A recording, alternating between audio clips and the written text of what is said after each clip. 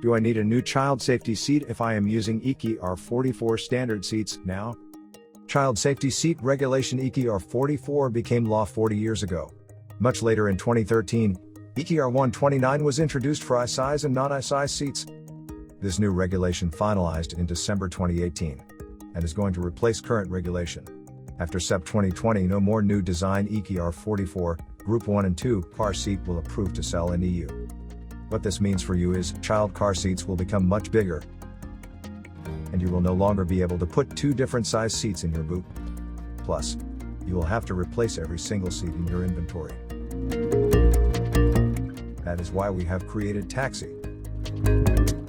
It's as small as a piece of hand luggage.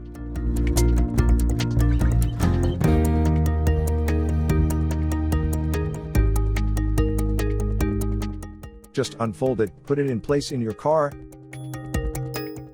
adjust the headrest, and you are good to go. When you are finished, just fold it back up and store it in the boot, leaving plenty of room for passenger luggage. The Taxie child safety seat complies with EKR 129 regulation and is suitable for all children with height over 76 centimeters.